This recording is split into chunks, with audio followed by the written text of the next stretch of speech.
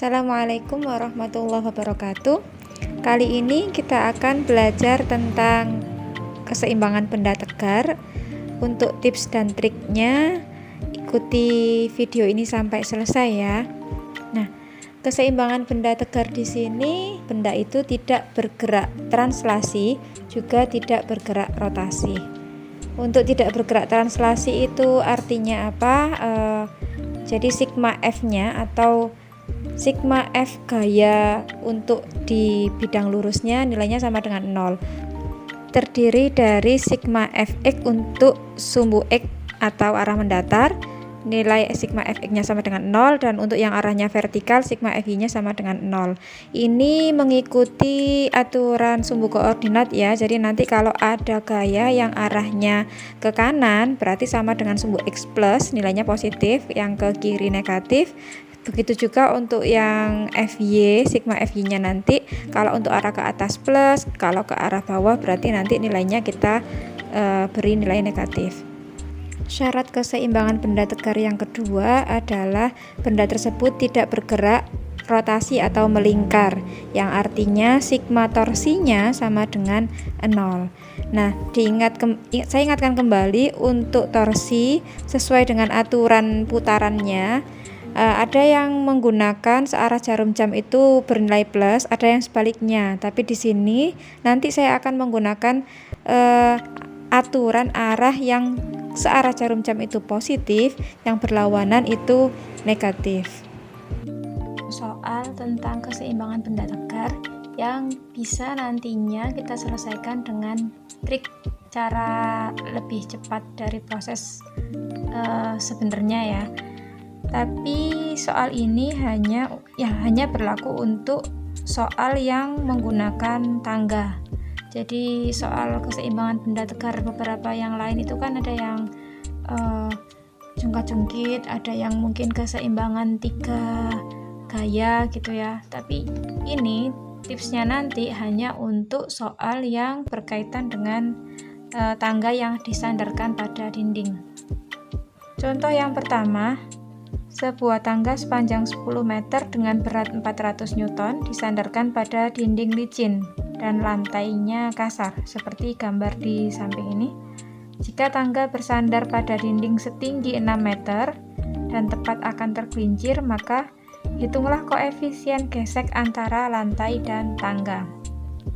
Nah, jadi di sini hanya ada tangga yang bersandar pada dinding licin, kemudian lantainya kasar. Kita gambarkan dulu gaya-gaya yang ada di sistem ini.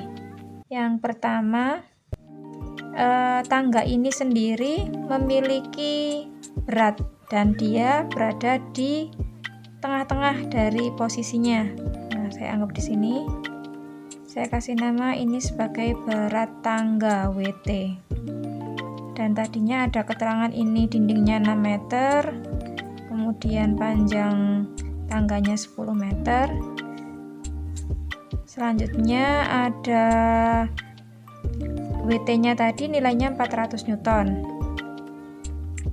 Selain itu, kita bisa mendapatkan nilai dari jarak tangga ke dinding menggunakan teori Pitagoras ya. Kalau ada sisi miring 10, sisi tegaknya 6, maka seperti yang sebelumnya, untuk sisi mendatarnya di sini pasti nilainya adalah 8 meter. Nah, untuk menentukan koefisien gesek, kita selain gaya yang ada di tangga ini atau WT, kita juga bisa menentukan, kita kasih keterangan titik ya, kita tambahkan titik di sini. Di sini saya tulis titik A, ini titik B. Maka titik A ini tangga menekan titik A sehingga dia memiliki gaya normal ke atas, namanya NA. Dan untuk yang titik B, dia juga ada gaya normal arahnya ke kanan karena menekan dinding, nilainya namanya NP. Nah, di sini ada 3 gaya. Kita selesaikan soal ini menggunakan syarat keseimbangan benda tegar tadi. Syaratnya tadi ada 2 ya. Yang pertama untuk sigma translasinya itu sama dengan 0 atau sigma F-nya sama dengan 0. Dan nanti ada sigma torsi atau sigma to-nya sama dengan 0. Nah, kita selesaikan satu dulu. Yang pertama kita ambil untuk sigma F-nya sama dengan 0 dulu. Kita awali untuk sumbu X terlebih dahulu. Sigma Fx-nya. Jadi di sini satu lagi, karena tadi lantainya kasar ya, berarti ada gaya gesek yang arahnya ke kiri, melawan arah dari nanti gerakan. Kalau seandainya tangga ini tergelincir, dia akan bergerak ke kanan sehingga gaya geseknya berarah ke kiri. Ini F gaya gesek statis. Kenapa statis? Karena tadi ditanyakannya itu koefisien gesek ketika tangga ini tepat akan bergerak. Sigma Fx-nya sekarang kita lanjut, sigma Fx-nya sama dengan 0. Nah, dari sini di gambar ini yang berada di sumbu X hanya Fs gaya gesek dan Nb yang arahnya satunya ke kanan, satunya ke kiri ya. Kita sesuaikan dengan tadi yang sudah saya tuliskan, kalau ke kanan itu plus, ke kiri itu min. Ini kita samakan sama sumbu koordinat. Kalau yang arah ke kanan itu kan plus ya. Kita ambil yang arahnya ke kanan itu berarti NB, NB-nya positif, NB dikurangi Fs sama dengan 0. Nah, ini bisa kita pindah ruas, berarti NB itu sama dengan Fs atau gaya geseknya. Nah, karena nanti kita itu maunya ke koefisien gesek, kita bisa ubah Fs-nya menjadi mu kali N. Nah, N yang berada di titik Fs ini, titik A ini adalah Na, berarti NB itu nilainya sama dengan mu dikali Na. Nah, untuk yang satunya lagi, sigma Fy sama dengan 0. Yang ada di sumbu Y itu adalah yang arahnya ke atas atau ke bawah. Jadi di sini ada Na dan Wt. Sesuai dengan sumbu koordinat ya, kalau yang arahnya ke atas plus, yang ke bawah min, berarti di sini Na dikurangi Wt sama dengan 0. Terus kita pindah ruas yang negatif, jadi Na sama dengan Wt. Tadi Wt-nya sudah diketahui nilainya adalah 400, artinya Na sama dengan 400. Ini kita simpan sebagai persamaan, yang tadi 1, ini yang sekarang 2. Boleh juga yang Na-nya kalian isikan di NB di sini, boleh, atau nanti juga nggak apa-apa. Nah, yang sekarang adalah keseimbangan benda tegar yang syarat kedua ya, yaitu sigma torsinya sama dengan 0 atau sigma to-nya sama dengan 0. Sigma to itu kan butuh poros. Nah, siapa yang mau dijadikan poros? Jadikan poros itu adalah pilih titik di mana di situ banyak gaya yang pengaruhi. Nah, di sini titiknya ada titik A sama titik B. Yang bisa kita jadikan poros, kalau B ada 1 gaya, yang A ada 2 gaya, berarti kita ambil yang banyak gaya, yaitu yang titik A. Berarti sigma torsi A sama dengan 0. Nah, berarti karena titik A sama dengan 0 torsinya, artinya Na sama Fs tidak punya torsi ya, tidak menyebabkan torsi atau benda bisa berputar. Jadi di sini yang kita hitung hanya Wt dan Nb. Nah, yang pertama untuk Wt dulu, sesuai aturannya arah putaran torsi itu kan ada yang menentukan di awal kalau untuk yang searah jarum jam positif yang berlawanan negatif, tapi di sini atau sebaliknya, tapi di sini saya memakai untuk torsi yang gayanya itu, torsinya nanti putarannya searah jarum jam itu yang positif, sedangkan yang berlawanan itu negatif. Saya mulai dari Wt ini ketika nanti porosnya adalah A, maka putarannya berlawanan arah jarum jam, berarti dia negatif. Negatif Wt dikali dengan lengannya. Saya tulis L-nya adalah LT. Jadi di sini L untuk lengan untuk letak berat dari tangganya ya. Jadi nanti nilainya setengah dari panjang seluruh tangga. Dikali satu lagi karena di sini dia antara lengan dengan W-nya itu tidak tegak lurus, ada sudutnya, maka sudut ini sebenarnya terproyeksikan dari sudut di atas ini ya. Karena ini titiknya B, maka saya tulisnya adalah sudut beta. Nah, saya tulis di sini sekarang sinnya sin beta. Nanti kita hitung di sini ya berapa nilai sin betanya. Selanjutnya untuk NB, titik B. NB-nya ini menghasilkan torsi yang arahnya searah jarum jam, berarti positif. Plus NB dikali L-nya. L-nya bukan tulis LB ya, boleh LB sih sebenarnya, cuman biar kita nggak bingung, L-nya ini adalah L seluruhnya, karena di pangkalnya NB ini lengannya adalah seluruh panjang tangga tersebut. Saya tulisnya adalah LAB aja. LAB dikali, ini pun juga sama, dia tidak tegak lurus, jadi sudut yang dipakai adalah sudut antara gaya dengan lengannya dia. Nah, lengannya dia di situ berarti sudutnya dipakai di pojok sini. Pojok sini itu sebenarnya dalam berseberangan dengan pojoknya sini, titik A. Ini saya kasih keterangan alfa, berarti di sini dia juga menggunakan sinnya sin alfa. Saya menggunakan sin semuanya ya, meskipun nanti ada beberapa referensi di sumber lain, mungkin yang nanti soal seperti ini dia menggunakan cos. Kalau menggunakan cos maka tetap semuanya menggunakan sudut alfa, tidak ada sudut beta.